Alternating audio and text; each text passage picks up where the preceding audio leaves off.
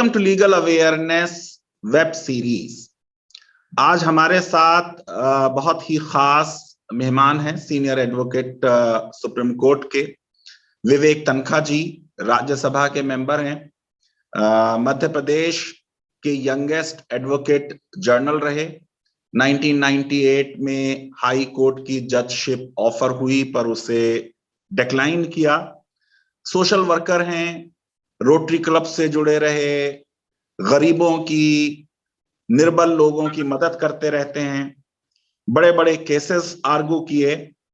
और आज उनसे जो बात होगी वो बिल जो उन्होंने कश्मीरी पंडित के बारे में राज्यसभा में इंट्रोड्यूस किया है एज प्राइवेट मेंबर बिल, और उसकी कॉन्टेक्स्ट ये है कि पूरा देश मध्य प्रदेश से ही आने वाले विवेक अग्निहोत्री की कंट्रोवर्शियल फिल्म कश्मीर फाइल्स की बात कर रहा है। अब विवेक अग्निहोत्री साहब की उस फिल्म से कश्मीरी पंडित्स का इशू एक बार फिर डिस्कशन में है। विवेक तनखा जी भी मध्य प्रदेश से आते हैं, दोनों के नामों में विवेक है, लेकिन विवेक तनखा जी कोई पैसा बनाने की मुहिम में शामिल नहीं है, बल्कि समस्या को हल करना चाहते हैं। और वो समस्या जो 30 सालों से ज्यादा हमारे सामने है, लेकिन उसका कोई कॉन्क्रीट सॉल्यूशन हमने पेश नहीं किया। लेकिन विवेक तनखा जी ने एक बहुत ही डिटेल्ड बिल कश्मीरी पंडित्स के रिहेबिलिटेशन का, उनकी रेस्टोरेशन ऑफ प्रॉपर्टी का, उनकी सिक्योरिटी का पेश किया है। लीगल अवेयरनेस वेब सीरीज में हम जजमेंट्स और लॉस पे बात करते हैं, तो आज विवेक तनखा जी से बात होगी उनके इस बिल के बारे में। संसद में तो बहस जब होगी होगी, लेकिन लीगल अवेयरनेस के व्यूअर्स को आज ही खुद फ्रॉम हॉर्सेस माउथ हम सुनेंगे कि इस बिल के क्या प्रावधान हैं। उनसे कुछ बार क्लैरिफिकेशन भी कुछ प्रावधानों के बारे में मैं लूंगा। तो सर, सबसे पहले तो मैं ये कहना चाहता हूं कि आप खुद कश्मीरी पंडित हैं, और जाहिर है कि जो आपका दर्द है देश उसमें शामिल है, लेकिन रियल पेन तो आपको हुई है। आपने कश्मीर के बारे में कई बार राज्यसभा में बोला है, और इस बार तो जब आपने बोला तो आपने शेर भी पढ़ा कि सबने अकेला छोड़ दिया है, मैं भी देश का हिस्सा हूं, भटक रहा हूं तन्हाई में, मैं ही भला कोई किस्सा हूं। तो ये दर्द आपका इन दो पंक्तियों में बहुत साफ नजर आया। पहले हम बिल पे बात करने से पहले आपने अपने भाषण में कई चीजें, बहुत छोटे छोटे सेंटेंसेस बोले, लेकिन उनमें बड़ा मीनिंग और हमारा पूरा एक 70 साल का इतिहास छुपा है। आपने कहा कि कश्मीर में शासन है, सरकार नहीं है। आपने कहा कि राष्ट्रवाद अकेले काफी नहीं है, बल्कि राष्ट्रवाद के साथ मानवता हो। और आपने ये कहा कि कश्मीर सिर्फ 370 के बारे में नहीं है, बल्कि वो बहुत कुछ है। तो सर, ये तीन बातें जो मैं समझता हूं कि इससे पहले कि हम आपके बिल पे चर्चा करें, अगर आप मेरे व्यूअर्स को भी थोड़ा सा इसमें बता दें तो बहुत अच्छा रहे। देखिए, हम लोग कश्मीरी पंडित हैं, बट हम कश्मीर को 100 साल पहले हम कश्मीर से माइग्रेट कर चुके थे। मेरे फादर, ग्रैंडफादर, ग्रेट ग्रैंडफादर, उनके फादर, हम लोग मध्य प्रदेश, उत्तर प्रदेश, मोस्टली इस एरिया में थे, वेल सेटल थे, अच्छे पोजीशंस में थे। मेरे फादर तो बहुत यंग एज में हाई कोर्ट जज बन गए थे, 42 ईयर्स की एज में, और 50 की एज में उनकी लगभग डेथ ही हो गई। तो मैंने तो चीजों को बड़े क्लोज क्वार्टर से देखा है, परखा है। देखिए, कश्मीरी पंडित जो हैं, ये इनका माइग्रेशन कई बार हुआ। ये 1990 का migration is not the first migration. 15th century में भी इनका माइग्रेशन हुआ था, जब एक जालिम बादशाह था जिसने उनको सबको बाहर कर दिया। फिर एक अच्छे बादशाह आए, जैनुद्दीन। उन्होंने उनके एक फिजिशियन थे, वैद्य भट्ट साहब। भट्ट साहब ने उनकी तबीयत ठीक कर दी, वो बड़े सीरियस थे। उन्होंने भट्ट साहब की बात मानी और कश्मीरी को वापस कश्मीर में स्थापित कर दिया। और उसी वक्त कोई जो जजिया लगा था कश्मीरी हिंदूज पे वो भी हटाया गया। तो ये हिस्टोरिकल फैक्ट्स है, ये हिस्टोरिकल बातें हैं। तो ये जो कम्युनिटी थी इसने परसिक्यूशन बहुत देखा, बट प्रॉब्लम इस कम्युनिटी के साथ क्या थी मुस्तफा साहब, ये कम्युनिटी के नंबर छोटे थे, पढ़ी लिखी थी, सभ्य थी, एजुकेटेड थी, और सबसे बड़ी बात हिंसा में विश्वास नहीं करती थी, रूल ऑफ लॉ में विश्वास करती थी। हमारी प्रॉब्लम इस देश में है कि हमको शासन तभी सुनता है या शासक तभी सुनते हैं जब हमें नंबर्स बड़े होते हैं और उनको हम एक वोट बैंक जैसे दिखते हैं। अगर आप वोट बैंक नहीं हो तो आपके प्रति कोई ध्यान नहीं देता है इस देश में। तो मेरी ये जो बिल है ये न्याय के लिए, इट डजंट मैटर कि हम वोट बैंक है कि नहीं है, न्याय सबका हक है, हर इंडियन का हक है, 135 करोड़ इंडियंस का हक है न्याय मिलना। तो मैंने ये जो पूरी जो मुहिम एक प्रकार से मिशन कही उसको मैंने जो इस आगे बढ़ाई है, न्याय के लिए बढ़ाई है। इसी कॉन्टेक्स्ट में तो कश्मीर की जब बात कर रहा था तो मैंने बोला गवर्नर्स रूल और प्रेसिडेंट रूल 6 साल से है। आपका बजट पार्लियामेंट में पास होता है जहां कोई कश्मीर का नुमाइंदा नहीं, 4 राज्यसभा के सदस्य कश्मीर में होने चाहिए थे, वो भी नहीं है। देश के दूसरे पार्ट के लोग कश्मीर का बजट पास कर रहे हैं। मैंने निर्मला जी से बोला आपको फाइनेंस मिनिस्टर है, आपको व्यक्तिगत जानकारी कुछ भी नहीं है, जो वहां के एडमिनिस्ट्रेटर आपको फिगर्स भेजते हैं वो आपका बजट बन जाता है। मैं तो उन शिकारे वालों की बात कर रहा हूँ, मैं उन हाउस बोट वालों की बात कर रहा हूँ, मैं वो पोनी जो लेके चलते हैं सामान लेके ढोते उनकी बात कर रहा हूँ, मैं वो घोड़े वालों की बात कर रहा हूँ जो गरीब है कश्मीर का। उसकी तो इकोनॉमिक्स आपने खत्म कर दी।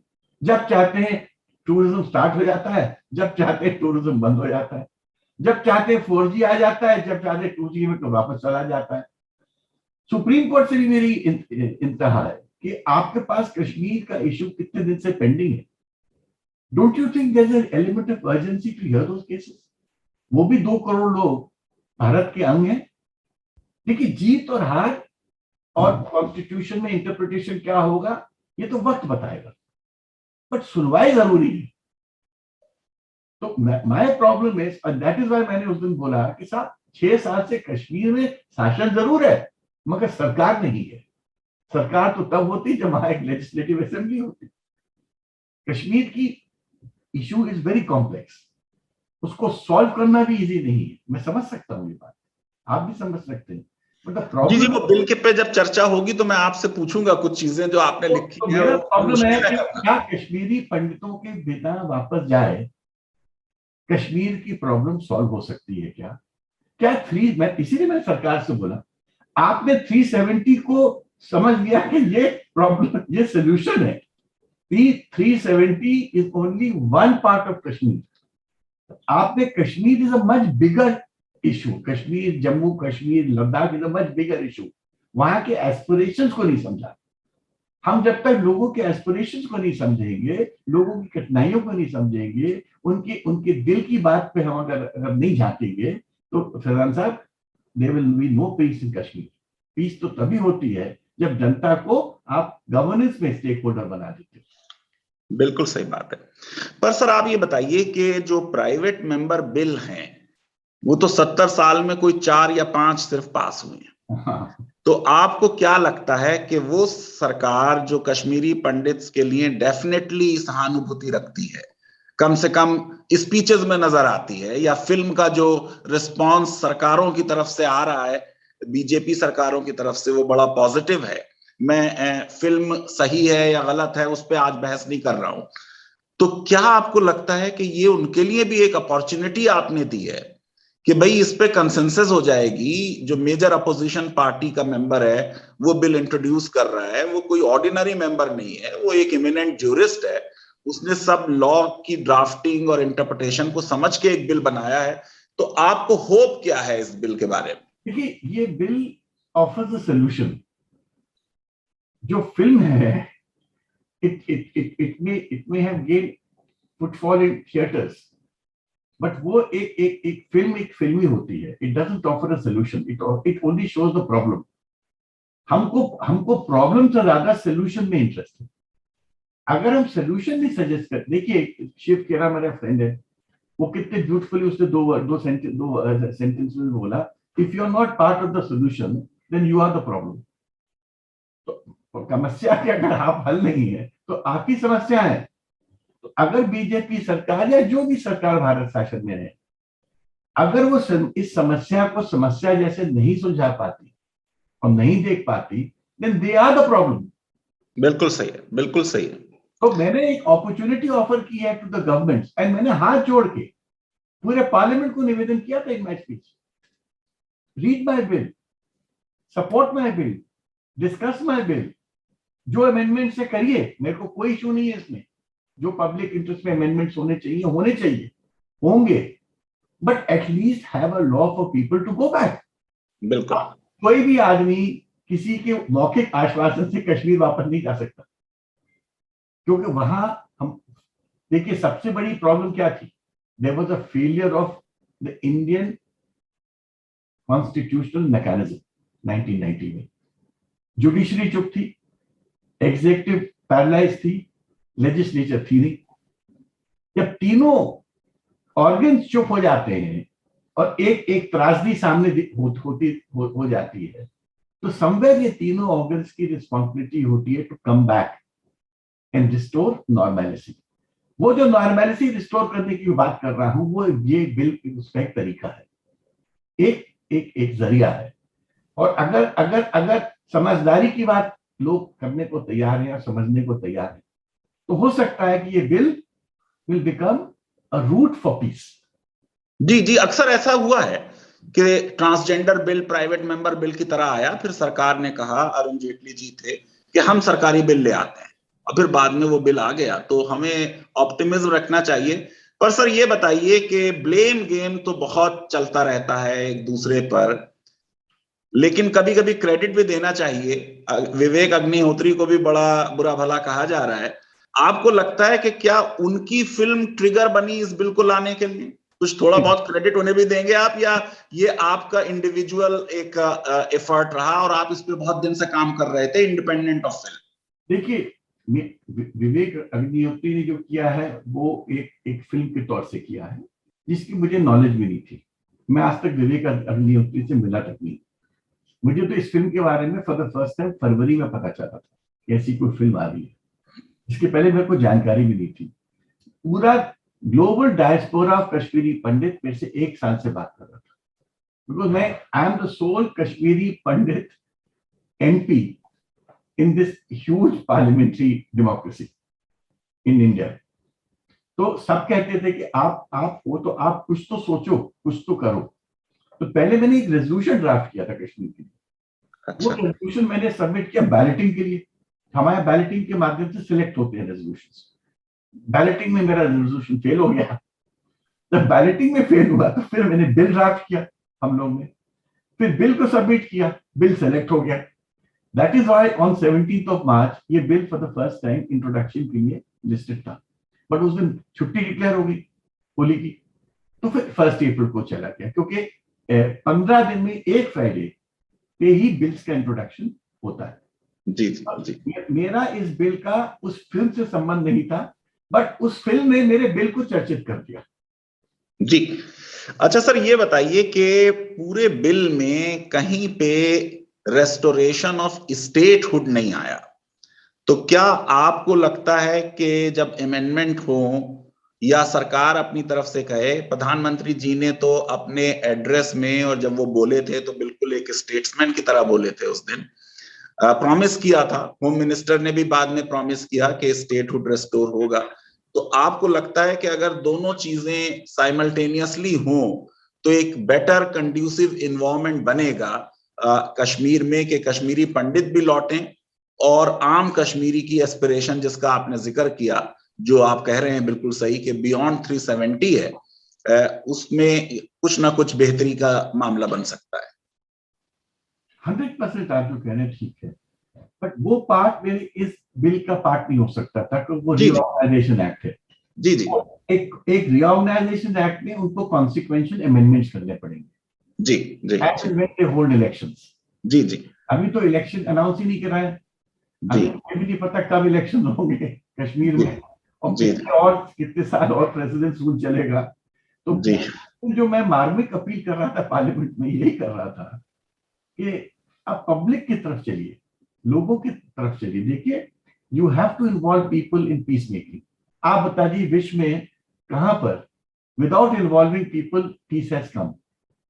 क्या एडमिनिस्ट्रेशन पीस ला सकता है?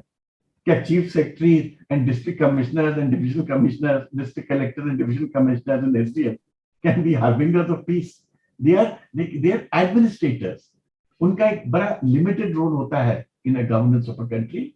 They are like the faces of government at the district of grassroots level. Problem यह है कि आप उन लोग के माध्यम से आप सोचते हो कि कश्मीर में पीस आ जाएगी, आ ही नहीं सकती, क्योंकि उनकी सोच उतनी विस्तार में है ही नहीं। मैंने तो कोविड टाइम में देखा है, जब हम कोविड की मार से जूझ रहे थे, हजारों मध्य प्रदेश के लोगों को तो मैं मदद कर ही रहा था, छत्तीसगढ़ के लोगों को मदद कर रहा था इन थाउजेंड्स। तो कश्मीर के लोग भी मेरे पास आने लगे। तो जस्टिस काटजू ने एक ऑर्गेनाइजेशन क्रिएट की, चिनार फाउंडेशन, और काटजू साहब, हम और करीब 20-25 और लोग, हम लोगों ने मिलकर लोगों की मदद स्टार्ट की। क्यों? क्योंकि कश्मीर का जो एडमिनिस्ट्रेशन था वो बिल्कुल चुप बैठा था लोगों को वापस लाने के। आपने बोला अपनी स्पीच में कि वो तो कह रहे थे कि नहीं आप कुछ मत कीजिए, सब ठीक है। सब ठीक नहीं, वो ना बसेस भेज रहे थे, ना पासेस इशू कर रहे थे, ना कोई कम्युनिकेशन था उनका। और लड़कियां मुझे फोन कर रही थी पूना से, इंदौर से, उज्जैन से, छत्तीसगढ़ से, जबलपुर से, बॉम्बे से, कि सर अगर हम लोग वापस नहीं जाएंगे तो हम सुसाइड कमिट कर लेंगे। जी जी। अगर इंडिया बंद था, किचन्स बंद थे, उनके हॉस्टल्स बंद थे, उनको तो ये समझ नहीं आ रहा था कि अब 1 महीना हो गया, हम करें तो करें क्या, हम घर कैसे पहुंचेंगे माँ बाप के पास। जी। मैंने वो समय देखा है जब कश्मीर एडमिनिस्ट्रेशन पैरालाइज था।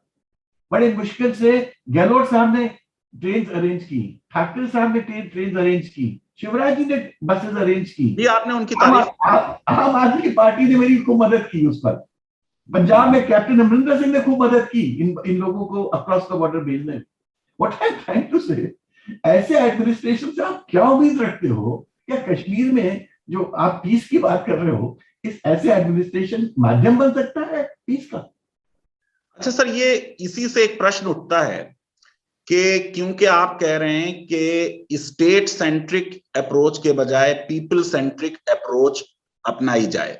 मुझे भी इस बात का सर कुछ इल्म है कि अभी भी कई कश्मीरी मुस्लिम फैमिलीज ऐसी हैं जिनमें आज भी शादी के फैसले जो हैं वो कश्मीरी पंडित कर रहे हैं जो कैंप्स में रह रहे हैं। कुछ लोग उनके किराए भी ला के उनको देते हैं। तो लोगों में कुछ तो खैर जो हुआ वो बहुत ही जुल्म था और बर्बरियत थी, और आपने उसे जेनोसाइड कहा है, जिस पे मैं अभी प्रश्न पूछूंगा आपसे। लेकिन बिल में सर कहीं ये नजर नहीं आ रहा कि किस तरीके से वो जो कश्मीर का इन्वायरमेंट था जिसमें मुस्लिम शासन के दौरान सत्ता हाथ में कश्मीरी पंडितों की थी, वो पावरफुल थे, माइनॉरिटी थे लेकिन पावरफुल थे, तो वो कैसे लौटे लोगों में, आपस में कैसे दिलों में जगह बने? देखिए, दिलों में जगह तभी बन सकती है जब जो गवर्नमेंट होगी वो दोनों को एड्रेस करे। जी जी जी। यहां तो एक एथनिक क्लेंजिंग हुई, बट वहां भी तो परसिक्यूशन हुआ है। ऐसा नहीं है कि सिखों के साथ परसिक्यूशन नहीं हुआ, ऐसा नहीं है कि मुसलमानों के साथ परसिक्यूशन नहीं हुआ, ऐसा नहीं है जो दूसरे रहवासी थे उनके साथ नहीं हुआ। कश्मीर को तो बहुत सी फैमिलीज ने छोड़ा है जो नॉन कश्मीरी पंडित्स भी हैं, बट उनके साथ मास स्केल में जेनोसाइड नहीं हुआ। देखिए, 5 लाख कश्मीरी पंडित रहते थे वहां 1990 में, अब 5,000 रह गए। Now this happened to one section, so that is why this bill focuses on that one section. But I'm sure you're right, हमको तो उन सबकी मदद करनी है जैसे हमने मध्य प्रदेश में की थी, हम तो सबकी मदद कर रहे थे। बिल्कुल बिल्कुल बिल्कुल। Everybody was persecuted, तो आपकी बात ठीक है, बिल एक पार्ट है, but again bill is not a complete answer. सही है, बिल्कुल सही। पर ये सर बताइए कि जो सरकार उस जमाने में थी जगमोहन जी की, उनके तो रिश्ते जिस तरीके से बीजेपी से थे वो बिल्कुल जग जाहिर हैं। तो आपको लगता है कि कहीं ना कहीं सरकार ने भी जिस तरीके की एविडेंस अवेलेबल है उसको, एक्सोडस को रोकने के बजाय फैसिलिटेट कर दिया? ये जो एविडेंसेस इमर्ज हुई हैं, जो now which is recorded as part of human rights की रिपोर्ट्स प्लस पार्लियामेंट्री रिपोर्ट्स हैं, उसमें जग जाहिर है कि उस वक्त there was no government. Actually there was, for those 8-10 days there was no government, and Pakistani inspired जो जो एक सेक्शन था, aided and abetted by Pakistan and ISI, वो इतना हावी हो गया कि उनको प्रॉब्लम मालूम क्या थी फैजान साहब? सबसे बड़ी प्रॉब्लम थी कि जो पंडित था वो टीचर था और वो मुस्लिम बच्चों को भी पढ़ाता था, उनकी फैमिली से भी बहुत क्लोज था। और कुछ तो अभी भी पढ़ा रहे हैं बेचारे, वो जो 5,000 है उनमें से काफी अभी भी पढ़ा रहे हैं। एजुकेशन हम लोगों का सबसे बड़ा स्ट्रेंथ रही है लाइफ में। मेरी बुआ है, हम लोग रीवा के हैं, हमारे ग्रैंडफादर ग्रेट ग्रैंडफादर रीवा में रहते थे। मेरी दो बुआ हैं, दोनों बुआ in the 50s and 60s, जब रीवा में लोग मेट्रिकुलेशन नहीं करते थे लड़कियां मैक्सिमम, दोनों बुआ डबल एमए थी। तो आपको इससे अंदाज होगा कि हमारे यहाँ एजुकेशन में बहुत प्राइवेसी थी। तो पाकिस्तान का ये इरादा था कि जब तक हम कश्मीरी पंडितों को कश्मीर से रफा दफा नहीं करेंगे, हम कश्मीर में अपनी जो उनकी जो कंस्पिरेसी थी, जो चाहते थे कश्मीर में, वो हो नहीं पाएगा। क्योंकि कश्मीरी पंडित कहीं ना कहीं मुसलमानों को भी बहुत इन्फ्लुएंस करते थे बाय देयर प्रेजेंस। तो वो प्रेजेंस हटाने के लिए ये सब हुआ था। जी जी बिल्कुल। अच्छा सर, अब बिल पे आते हैं तो प्रियम्बल में आपने जिस तरह के सोशो पॉलिटिकल और इकोनॉमिक रिहेबिलिटेशन की बात की कश्मीरी पंडित्स की, प्रोटेक्शन ऑफ देयर प्रॉपर्टी की और restoration of their cultural heritage की बात की, उनकी सेफ्टी और सिक्योरिटी इंश्योर करने की बात की, और एक रिहेबिलिटेशन और रिसेटलमेंट के पैकेज की बात की, तो ये सर बड़े नोबेल और लाउडेबल गोल्स हैं। अब आप ये बताइए सर कि जिस तरह के प्रावधान बिल में आए हैं, क्या ये गोल आपको लगता है कि अचीव हो जाएंगे उससे, और कितने अरसे में अचीव हो जाएंगे? क्योंकि अल्टीमेटली एक जगह पे आपने ये भी कहा कि वो एट रिस्क पॉपुलेशन है, तो मुझे ये लगता है कि किसी भी शख्स को अगर ये लगे कि वो एट रिस्क है तो वो कभी भी नॉर्मल नहीं फील करेगा। जैसे आज कल भी जेनोसाइड कॉल हुई दिल्ली में, तो एक जेनोसाइड का हम अभी तक सॉल्यूशन नहीं निकाल पाए और दूसरे जेनोसाइड्स की कॉल्स हो रही हैं, उनको रहते हम रोक नहीं रहे हैं, और फिर उनके लिए भी शायद इस तरीके का बिल लाना पड़ेगा। तो आप ये बताइए कि जो प्रावधान बने हैं और जो गोल्स प्रीएम्बल में लिखे गए हैं, उनसे आपको लगता है कितने समय में ये अचीव कर लिया जाएगा? आपने वैसे टाइम लिमिट दी है हर जगह कि ये काम 3 महीने में हो, ये 1 महीने में हो। जब तक जो मैंने बिल में जो प्रोविजंस किए हैं वो प्रोविजंस का ऑब्जेक्टिव अचीव नहीं होगा, तब तक रिहैबिलिटेशन का प्रोसेस ना तो स्टार्ट होगा ना खत्म हो पाएगा। आप अगर लोगों को रिहैबिलिटेट करना चाहते हो तो पहले there is sense of injustice कि आप उनको पनिश करो जिन्होंने हमको तकलीफ पहुंचाई। आज तक कोई कमीशन नहीं बैठा, आज तक कोई ट्रायल नहीं हुआ विच वी कैन से इतने लोगों की डेथ हुई, रेप हुआ, टॉर्चर हुआ, तो आप अपन ये कहना चाहते हैं कि किसी ने नहीं किया, लाइक नोबडी किल्ड जेसिका। तो वही एक किस्सा यहाँ का है कि प्रॉब्लम ये है कि जब इतना मास स्केल पे एक टॉर्चर हुआ है तो you have to punish the culprit, not everybody, don't punish the population, punish real culprits को कीजिए। नंबर 2, अब आप इनको वापस, चलिए वो इतिहास हो गया, 30 साल पुरानी बात हो गई, अब आप लोगों को वापस भेजते हो तो कहाँ भेजोगे? वो कहाँ रहेंगे? उनकी प्रॉपर्टीज तो ऑलरेडी डिस्ट्रेस सेल में या अदर सेल में चली गई है। तो आपको कोई सिस्टम तो क्रिएट करना पड़ेगा वेयर दे कैन लिव। उनकी चाहे वो कम्युनिटी क्रिएट करिए, उनका एरिया क्रिएट करिए, सिक्योर्ड एरिया क्रिएट करिए, नंबर 1। नंबर 2, वहां जाके करेंगे क्या? आप उनके पास कोई जॉब नहीं है, कोई बिजनेस नहीं है, तो ये लाखों लोग जाके करेंगे क्या? नंबर 3, अगर आप जॉब बिजनेस कराना दे तो आपको उनको कुछ हेल्प करनी पड़ेगी। ये प्रोविजन मैंने इसी बारे सब किए हैं। अगर आप रियली उनके पक्षधर हो और you really want Kashmiri Pandits to go back, you will have to create that environment that they can live there with security. आप अगर उनको सिक्योर, आप बताइए, आप उनको पॉलिटिकल रिप्रेजेंटेशन नहीं मिलेगा। पहले 1 या 2 3 हो जाते थे कश्मीरी पंडित इलेक्ट होते थे, अब तो एक भी नहीं हो सकता। Can there be a permanency of their security without political representation? तो ये बातें इंपॉर्टेंट हैं जो मैंने रेस की अपने बिल में और जिसका मैंने प्रावधान किया है। अगर ईच चीज को आप सीरियसली नहीं देखोगे और समझोगे तो there will be no return. That is why मैंने तो होम मिनिस्टर साहब को 2 साल पहले बोला था। मैंने कहा अगर 370 से कश्मीरी पंडित वापस चले जाएंगे तो मैं आपको सेंट्रल हॉल में चाय पिलाऊंगा। और मैं आज भी रिपीट कर रहा हूं। देखिए, उनका एक थॉट प्रोसेस हो सकता है कि 370 इज एन आंसर। मेरा एक थॉट प्रोसेस है कि 370 is not is one segment of an answer, it's not a complete answer. सही है, बिल्कुल सही है।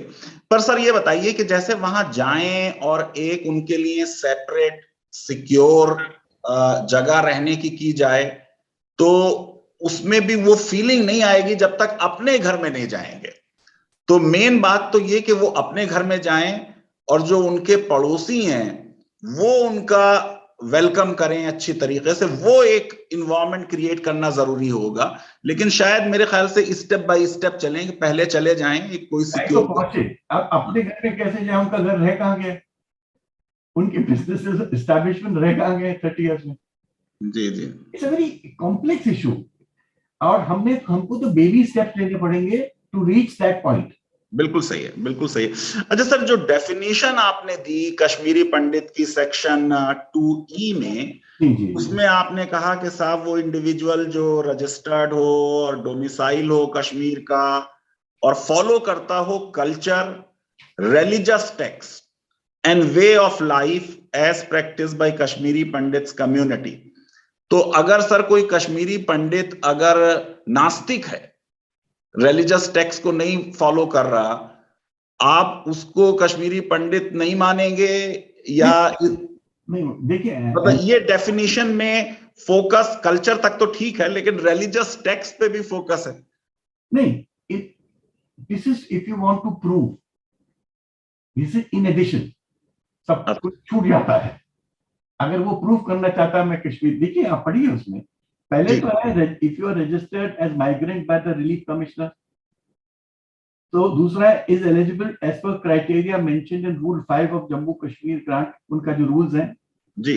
तीसरा इज रिलेटेड बायोलॉजिकली और थ्रू बर्थ, लाइनेज और मैरिज और adoption in culturally mandated kinship to ritual as an ancestor who is a resident, आपकी एंसेस्ट्री वहीं की है जी। होता है if you can prove that their ancestors as referred to 3 of that subsection migrated out prior to 44 and maintain their connectivity, ये this is an addition।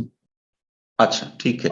ये sir 44 का क्या सिग्निफिकेंस है इसमें, क्योंकि बात तो हम 91 की कॉन्टेक्स्ट में कर रहे हैं, आप 44 तक ले जा रहे हैं। मेरे व्यूअर्स को सर जरा कंफ्यूजन होगा, ये जरा एक्सप्लेन कीजिए। अब 44 का मतलब पहले मतलब हमारे जैसे लोग भी वापस जाना चाहते हैं, we want to have a home there, क्यों नहीं? क्योंकि एक होमलैंड की तो डिजायर सबको है ना। नहीं, पर जो लोग सर अभी जैसे आपने बताया कि आपके पिताजी या दादाजी तो ऑन देयर ओन आ गए, या जैसे अब नेहरू फैमिली है या काटजू साहब की फैमिली है, वो तो आए और देश पर उन्होंने हुकूमत की, एक तरीके से बड़ी इज्जत मानी जाती है। कश्मीरी पंडित होना जो है वो अपने आप में समाज में आपको एक बहुत ऊंचे मुकाम पे ले जाता है।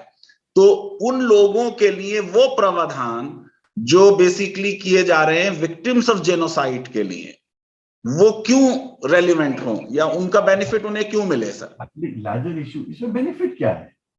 हमको वहां का डोमिसाइल होने का हक मिल जाता है थोड़ा सा। हम हक लें या ना लें, वो अलग इशू है। अच्छा दूसरा, ठीक है, का मतलब खाली तनखा काटजू नेहरू थोड़ी है, इसके अलावा भी तो बहुत सारे लोग हैं जो पूरे विश्व में है, पूरे देश में है। तो मतलब बात ये हो रही है कि आप ये कह रहे हैं कि जो लोग 91 से पहले भी आए हैं फॉर एनी रीजन, चाहे विलिंगली आए हों, अगर वो लौटना चाहें तो उनके लिए भी एक इन्वायरमेंट, वेलकमिंग इन्वायरमेंट क्रिएट होना चाहिए। और बट ये 44 आपने पिक क्यों किया, इस ईयर को क्यों पिक किया? नहीं, 44 के पहले एक प्रकार से वहां पर राजा का रूल था। 44 के बाद वो ये पार्टीशन का इशू आया, फिर पाकिस्तान का अटैक आया, तो somewhere always we have been talking of 1944 okay, as a history. As a history, मतलब कोई उसका पर्टिकुलर वैसा सिग्निफिकेंस नहीं है। एज अ हिस्ट्री, अब this could also be 43, it could be 42, but it is flexible. अच्छा, फिर सर ये बताइए कि ये डोमिसाइल सर्टिफिकेट के लिए पूरा प्रावधान किया गया, पर ऑलरेडी जो Jammu and Kashmir grant of domicile certificate के तो कुछ रूल्स वगैरह 2020 में बने थे, शायद बिल में भी उसका रेफरेंस है, तो उसको क्यों नहीं इंप्लीमेंट किया? 2020 से आज तक तो वहां प्रशासन है बकौल आपके, और इजी है करना, तो फिर वो क्यों नहीं इंप्लीमेंट हो रहा है? लास्ट 2 इयर्स में उसमें कोई प्रोग्रेस क्यों नहीं हुई? ये उसमें जो हो चुका होगा वो तो हो चुका होगा, बट अल्टीमेटली हम जब एक बिल की बात करते हैं कि हम किसको एड्रेस करना चाहते हैं, किस सेक्शन ऑफ पॉपुलेशन को, तो वो सेक्शन ऑफ पॉपुलेशन भी उसका एक पार्ट है। मतलब this is, I am trying to say the larger Kashmiri community का एक कमबैक होम का ये एक प्रोविजन है। ओके, मतलब आप सिर्फ 91 को टारगेट नहीं कर रहे थे। हमारा कहना है कि कश्मीर को एक नए आयाम, नए तरीके से देखिए। बहुत अच्छा, बिल्कुल नया एंगल है ये। जी।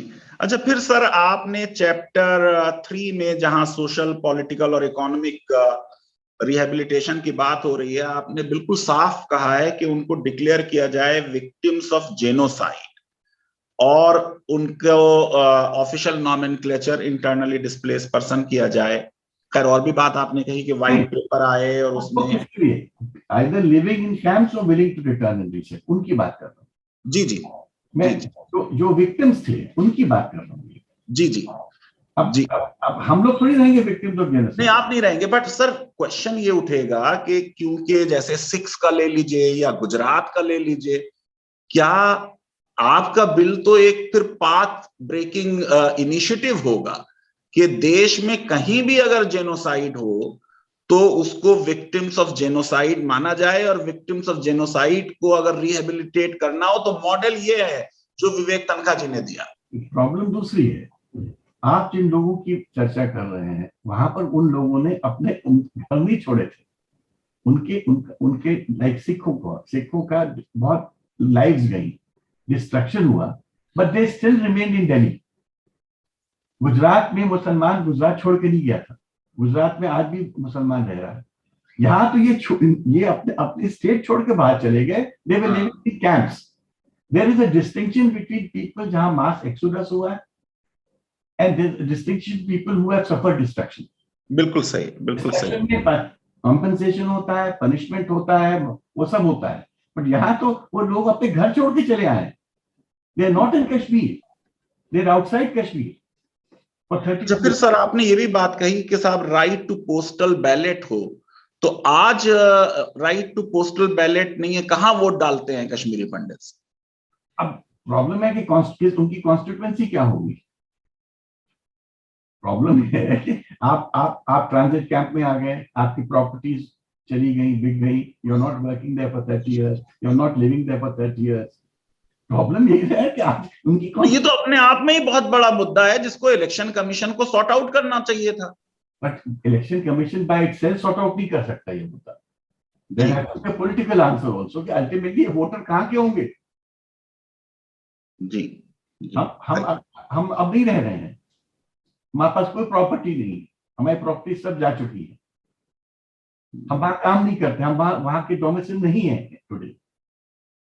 नहीं तो सर जो उनकी असेंबली बने अब उसमें जैसे एंग्लो इंडियन के लिए प्रावधान था, ऐसा प्रावधान क्यों ना किया जाए, क्योंकि आपको प्रतिनिधित्व तो देना ही चाहिए उन्हें।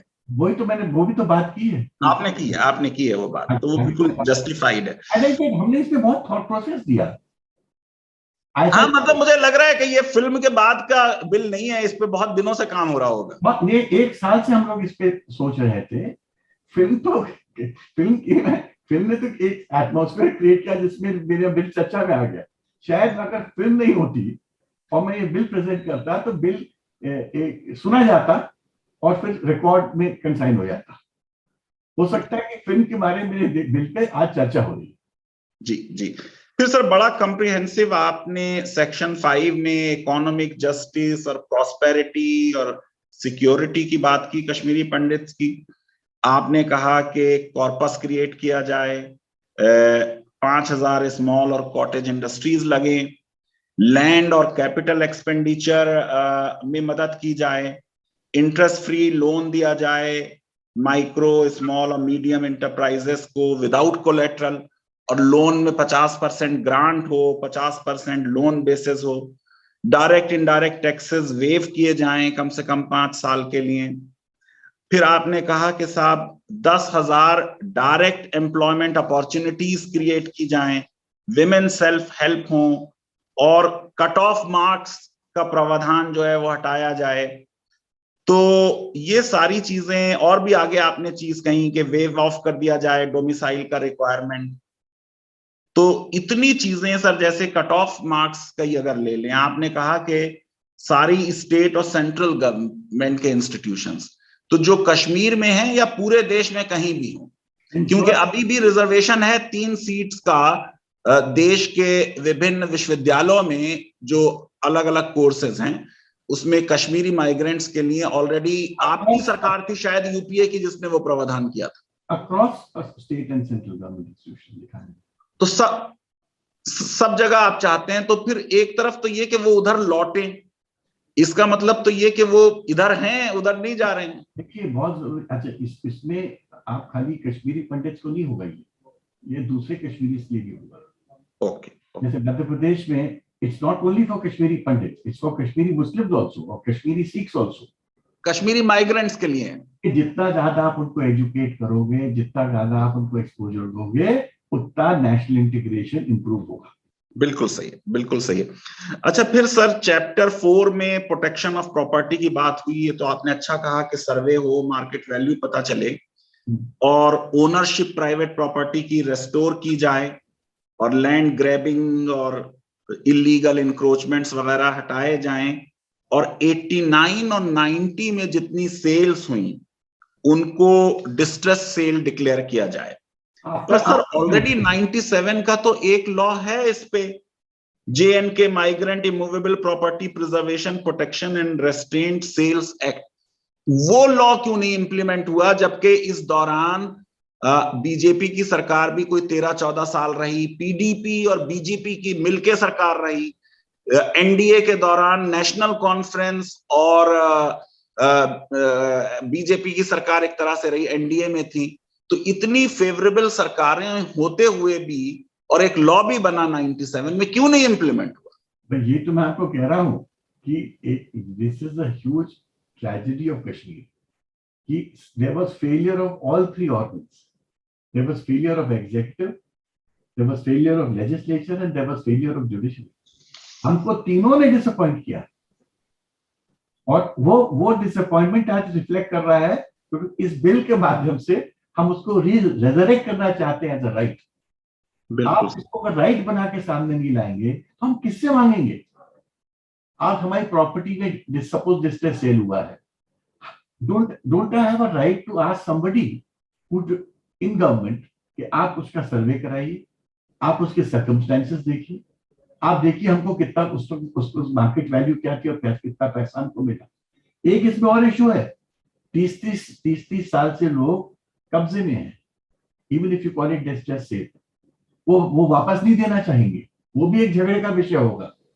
तो एक चीज और करनी पड़ेगी और सोचनी पड़ेगी, जहां आप डिस्ट्रेस सेल नहीं रिवर्स कर सकते, वहां आप कॉम्पेंसेशन कैसे देंगे, वो भी उसका भी प्रावधान मैंने किया। जी जी, कॉम्पेंसेशन भी एक इंपॉर्टेंट इशू है, क्योंकि ठीक है every sale can not be reversed, compensate करो। आदमी अगर मैं जब लौट के जाऊंगा तो मैं करूंगा क्या? मेरे पास अगर पैसे नहीं है, मेरी प्रॉपर्टी सब बिक चुकी है, अगर मेरे पास कुछ पैसा हाथ में आएगा, हो सकता है मैं कोई बिजनेस स्टार्ट कर सकता हूँ, छोटी दुकान सेटअप कर सकता हूँ, MSME एस्टैब्लिश कर सकता हूँ। और मेरे तो दुख है, यू नो द कश्मीर का जो workmanship was one of the best in the world. जी जी जी। कश्मीरी कार्पेट, जो कश्मीरी शॉल, पश्मीना शॉल, और वहां के तमाम वो जो पेपर मैशे की जो काम होते हैं, विश्व में फेमस थे। सब खत्म हो रहा है फैजान साहब। जी जी। वो जो वर्कमैन है, उनके बच्चे आज नहीं करना चाह रहे हैं वो काम, क्योंकि उनके पास कोई मार्केट नहीं है, उनके पास सेल्स के आउटलेट नहीं है। कश्मीर अब थोड़ा टूरिज्म हैज रीसर्फेस थोड़ा सा, बट अगेन कब किस दिन बंद हो जाता है ये पता नहीं रहता, भरोसा नहीं रहता। तो स्टेबिलिटी जानी पड़ेगी, अनसर्टेनिटी नहीं होनी चाहिए।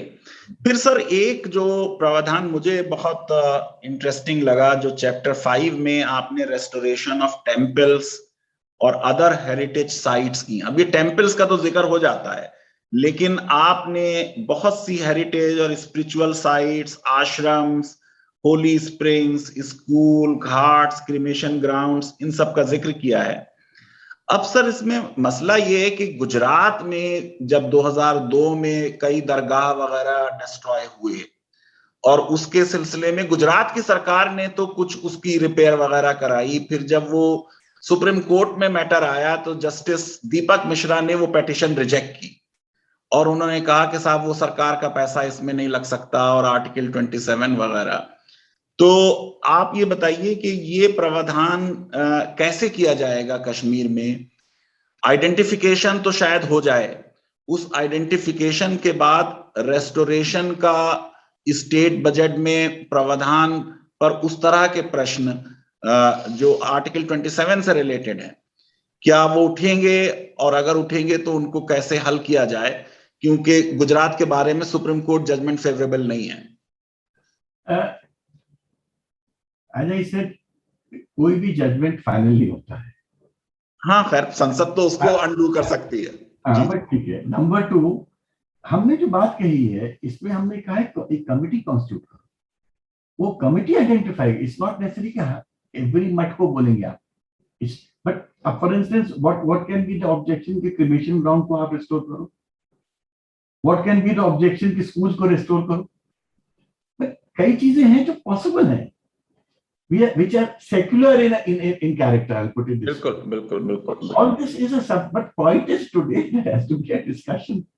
There is no debate, there is no discussion, there is no committee. और ये भी आपका अच्छा सजेशन है कि भाई कश्मीरी पंडित का एक हिंदू श्राइन बोर्ड्स बनाइए। वैष्णो देवी में बोर्ड है, देश के कई हिस्सों में ऐसा बोर्ड है, फिर वो बोर्ड देखेगा उस सारे काम, देखेगा कितना करना है, कितना कैसे करना है। आई एम ओनली सेइंग कि ये सब चीजें एक ऑर्गेनाइज्ड वे में होनी चाहिए, इसमें there should be a statutory right and a statutory duty. बिल्कुल।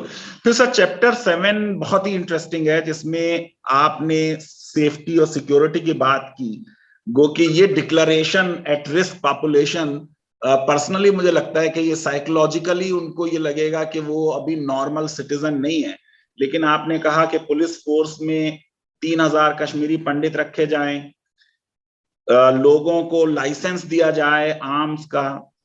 तो आपको लगता है कि ये रिस्क एट रिस्क पॉपुलेशन जो है, ये एक साइकोलॉजिकल बैरियर है, ये तो हटना चाहिए और उन्हें लगना चाहिए कि उन्हें रिस्क नहीं है, वो वेलकम है, कोई उनका बाल बांका नहीं कर सकता। जिस दिन वैसी सिचुएशन हो जाएगी, आप ये चैप्टर को डिलीट कर देना।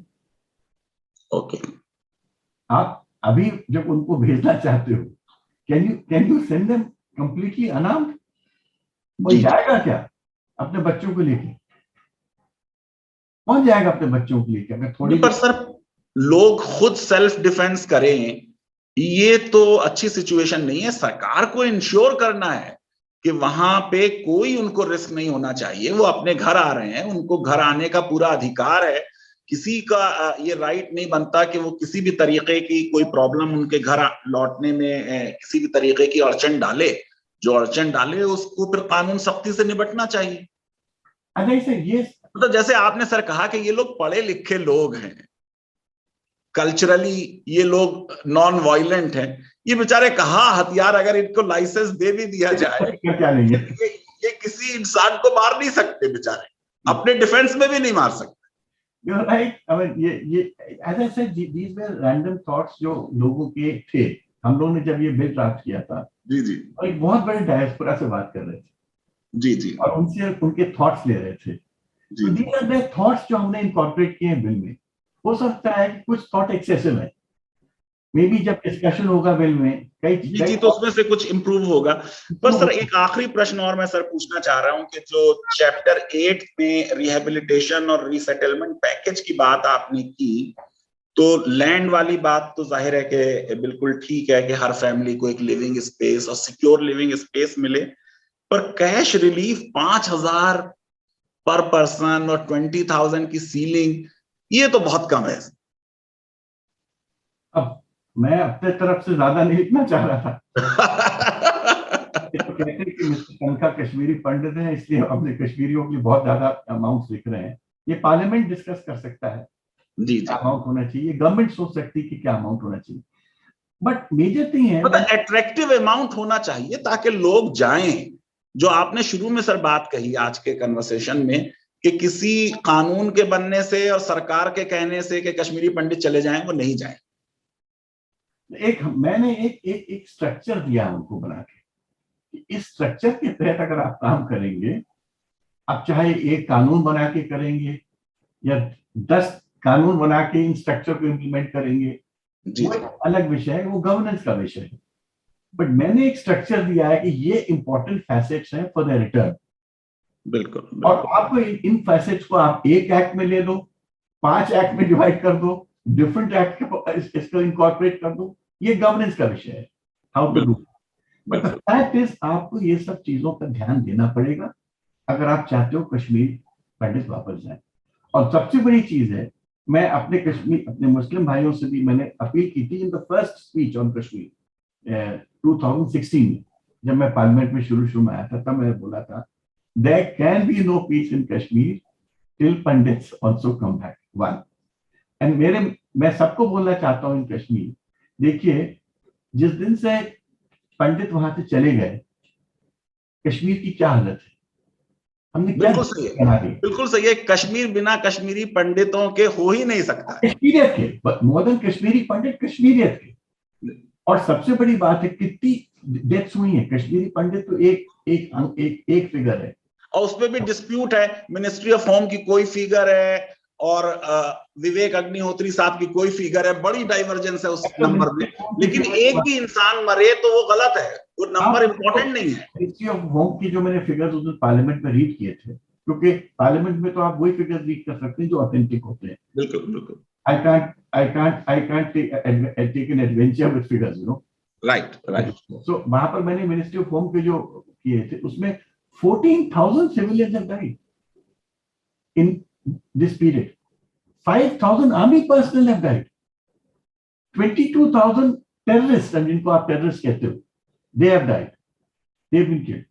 So देखिए एक ह्यूमन टोल कितना बड़ा है। तो मैं चाहता हूं कि ये जो ह्यूमन टोल हो खत्म हो। जैसे मैंने व्यापम के वक्त सुप्रीम कोर्ट को बोला था, sir please issue notice, we want the deaths to stop. Dattu ने जब नोटिस इशू किया तो यही कहा था, we are issuing notice with an appeal to all people who are victims of Vyapam, don't take your lives, बिल्कुल, we are there to take care of your interest. Now this is what I want, the country should give a declaration to all Kashmiri Pandits, to the other impacted people also. Don't worry, we are there to take care of your interest. हम आपके interest को अच्छे से देखेंगे, आपकी wellbeing को देखेंगे। You are a stakeholder, and without you, there can be no peace in Kashmir. बिल्कुल सही, बहुत अच्छा सर आपका मैसेज है, बहुत बहुत सर धन्यवाद कि आपने हमारे लिए समय निकाला।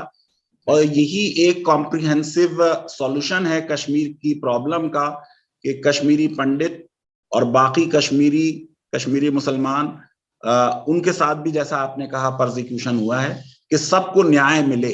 और अगर इस न्याय की शुरुआत इस बिल के सरकार के अडॉप्ट करने से होती है तो ये बहुत ही एक खुशाइन और स्वागत योग्य बात होगी। सर आपको फिर कभी किसी लीगल मुद्दे पर लीगल अवेयरनेस वेब सीरीज में हम जहमत देंगे। बहुत बहुत धन्यवाद, शुक्रिया, thank you so much, thank you. नमस्कार सर, थैंक यू।